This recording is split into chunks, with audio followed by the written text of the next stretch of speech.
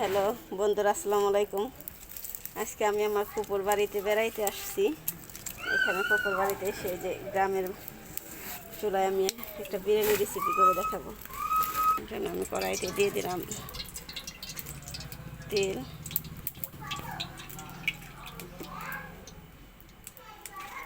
এখানে আমি দিয়ে দিলাম হচ্ছে মশলা, এলাচ, তেজপাতা, দারচিনি, লং।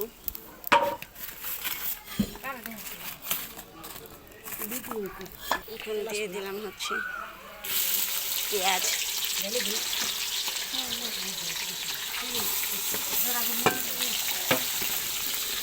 কাঁচামরিচ,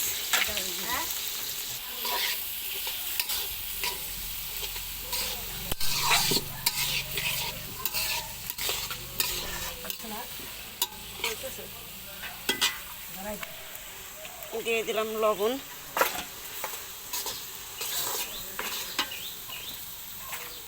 তারপরে দিয়ে দিলাম আদা রসুন বাটা।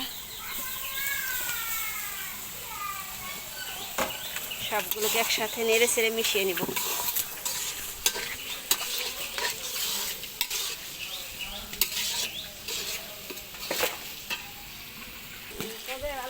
দেখেন আমার পেস্টটা কষানো হয়ে গেছে। এখন এর ভিতরে দিয়ে দিলাম আমি মাংস।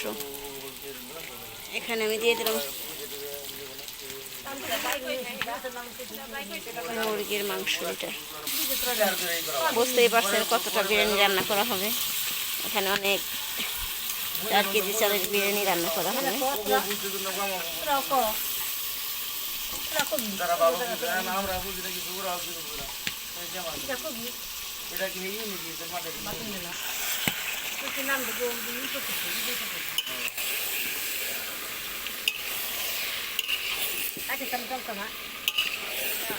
এখন এটাকে আমি সবটাকে আমি নেড়ে চেড়ে মিশিয়ে নেব।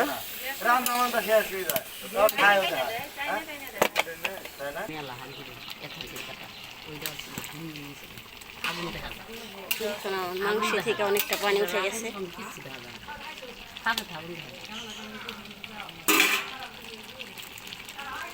দিয়ে দিলাম হচ্ছে বিরিয়ানি মশলা।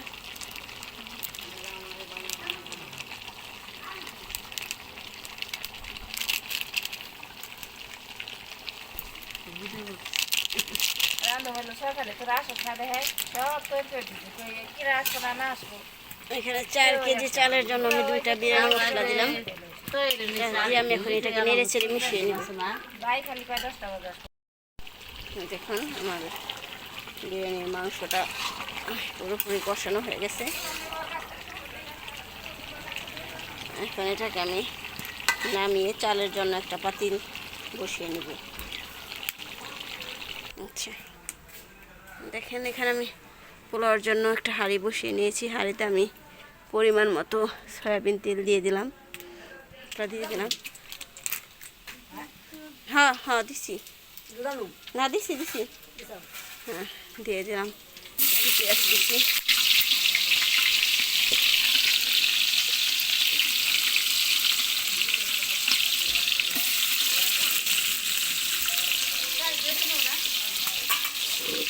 হ্যাঁ এখন এখানে পেঁয়াজ ভাজা হয়ে গেছে। এখানে দিয়ে দিলাম পানি। সবটুকু দাও, হ্যাঁ দেখুন আমার পানিটা বলক চলে এসেছে।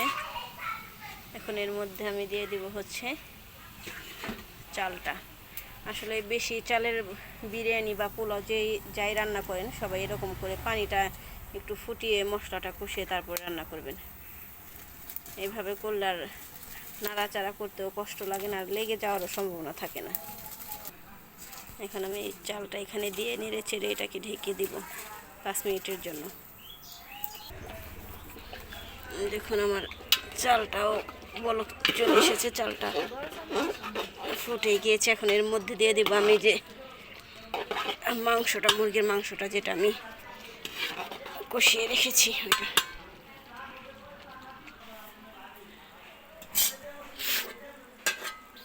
দেখুন আমি মাংসগুলোকে দিয়ে মিশিয়ে নিয়েছি। এখন এটাকে আমি চাপ দিয়ে ঢেকে রাখবো 10 মিনিটের জন্য। 10 মিনিট পর আমার রান্না কমপ্লিট। দেখুন রান্নাটা পুরো কমপ্লিট, দেখতে কতটা সুন্দর এবং লোভনীয় হয়েছে।